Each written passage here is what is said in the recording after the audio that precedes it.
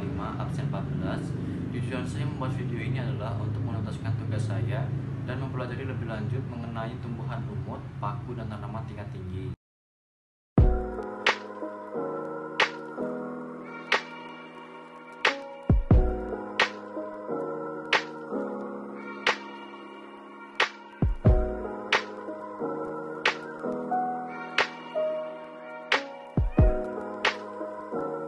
Tanaman yang pertama adalah tanaman suplir.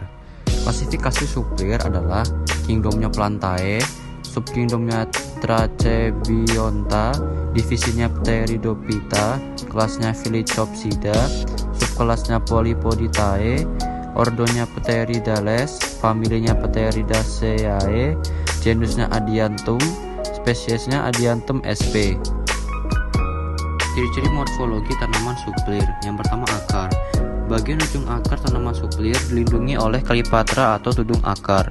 Sedangkan di bagian belakang kalipatra terdapat litik tumbuh berupa sebuah sel yang bentuknya seperti bidang segi empat. Yang kedua, batang.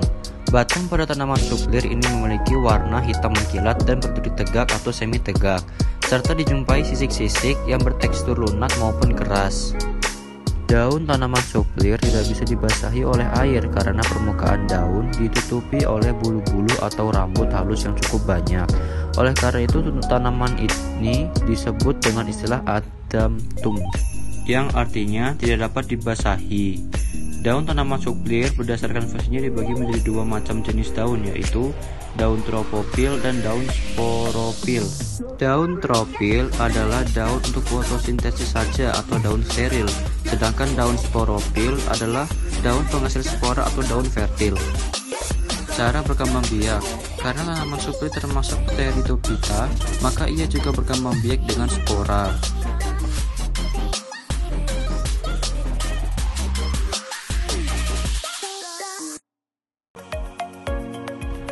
Yang selanjutnya adalah lumut daun atau Bryophyta.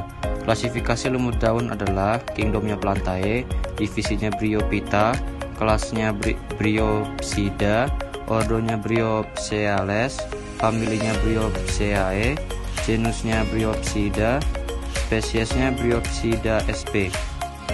Struktur ciri morfologi lumut daun. Yang pertama, akar. Akar sederhana pada lumut disebut rizoid. Fungsi rizoid adalah untuk menyerap air dan garam mineral, serta untuk melekat pada habitatnya. Yang kedua, batang. Lumut daun memiliki batang sederhana dengan pembuluh angkut tunggal. Yang ketiga, daun. Daun lumut sangat tipis dan hanya terdiri atas lapis sel. Dan tulang daun terdiri atas beberapa lapis sel. Pada ujung batang terdapat titik tumbuh yang mengakibatkan lumut tumbuh memanjang. Cara berkembang biak. Lumut memiliki dua alat perkembangbiakan. Yang pertama, gametangium, yaitu archegonium sebagai sel gamet betina dan antheridium sebagai sel gamet jantan. Berikut adalah metagenesis lumut daun dan perawakannya dari dekat.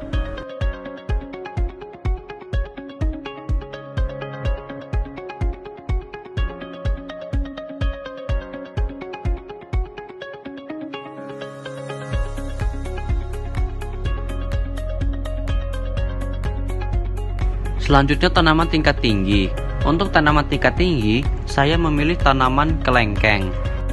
Klasifikasi tanaman kelengkeng. Kingdomnya Plantae, subkingdomnya Viridiplantae, infrakingdomnya Streptophyta, superdivisinya Embryophyta, divisinya Tracheophyta, subdivisinya Spermatophytina, kelasnya Magnoliopsida, superordonya Rosanae, ordonya Sapindales, familinya Sapindaceae, genusnya Dimorcarpus lour, spesiesnya Dimorcarpus longan lour. Struktur morfologi kelengkeng. Yang pertama, biji. Biji kelengkeng mempunyai struktur biji berwarna hitam dan berukuran kecil. 2. Buah. Buah kelengkeng akan berwarna hijau saat masih muda, sedangkan buah yang telah masak berwarna coklat atau kuningan. Buah kelengkeng memiliki daging buah yang cukup tebal. Yang ketiga, bunga. Bunga kelengkeng termasuk bunga majemuk dengan urat kecil coklat kekuningan. Yang keempat, daun. Biasanya satu tangkai dalam kelengkeng berisi sekitar 3 hingga 6 pasang daun dengan bentuk yang menyirip. Batang. Batang pohon kelengkeng memiliki kayu yang keras dan bentuknya bulat dengan sistem percabangan simpodial. Artinya, batang mempunyai cabang-cabang yang banyak dan tersusun dengan rapat dan mendatar. Yang keenam, akar. Akar pohon kelengkeng berjenis akar tunggang.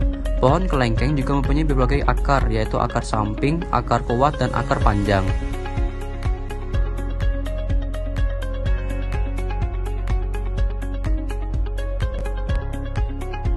Yang bisa saya sampaikan